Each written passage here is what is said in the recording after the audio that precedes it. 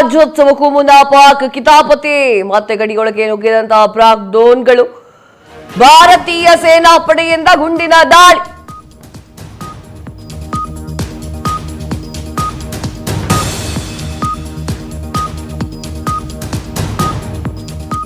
ಗಣರಾಜ್ಯೋತ್ಸವಕ್ಕೂ ಮುನ್ನ ಪಾಕ್ ಕಿತಾಪತಿ ಮತ್ತೆ ಗಡಿಯೊಳಗೆ ನುಗ್ಗಿರುವಂತಹ ಪಾಕ್ ಡ್ರೋನ್ಗಳು ಭಾರತೀಯ ಸೇನಾಪಡೆಯಿಂದ ಗುಂಡಿನ ದಾಳಿ. ರಜೌರಿಯ ಗಡಿ ನಿಯಂತ್ರಣ ರೇಖೆಯ ಬಳಿ ಡ್ರೋನ್ ಪತ್ತೆ. ಮಂಜುಕೋಟೆ ಸೆಕ್ಟರ್ನಲ್ಲೂ ಕೂಡ ಡ್ರೋನ್ ಹಾರಾಟ. 48 ಗಂಟೆಗಳಲ್ಲಿ 2 ಬಾರಿ ಡ್ರೋನ್ ಪತ್ತೆಯಾಗಿದೆ. ಗಡಿ ಭಾಗದಲ್ಲಿ ಹೈ ಅಲರ್ಟ್ ಅನ್ನ ಘೋಷಣೆ ಮಾಡಿದೆ ಭಾರತ. ಈ ಪಾಕಿಸ್ತಾನಕ್ಕೆ ಏನಾಗ್ಬಿಟ್ಟಿದೆ ಅಂತಂದ್ರೆ, ಸಿಂಧೂ ನದಿಯ ನೀರನ್ನ ಬಂದ್ ಮಾಡಿ ಅವರಿಗೆ ಪುರುಷೋತ್ತಾಗ್ತಾ ಇಲ್ಲ. ಅವರಿಗೆ ಏನು ಮಾಡಬೇಕು ಏನು ಬಿಡಬೇಕು ಅಂತ ಗೊತ್ತಾಗ್ತಾ ಇಲ್ಲ.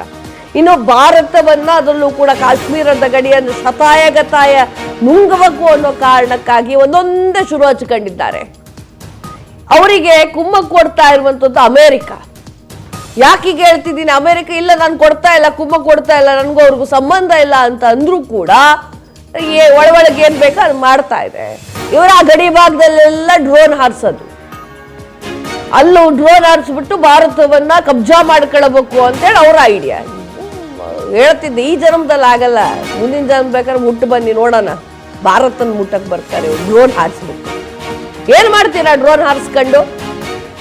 ನಿಮ್ಮಲ್ಲೇ ಊಟ ಮಾಡ್ಕೊಂಡು ತಿಂದ್ಕೊಂಡು ಬಿರಿಯಾನಿ ಹಾಕಿ ಸಾಕ್ತಾ ಇದ್ದೀರಲ್ಲ ಭಯೋತ್ಪಾದಕರು, ಅವ್ರು ಬಂದೇ ಏನ್ ಮಾಡಕ್ ಆಗಲ್ಲ ಇಲ್ಲಿ.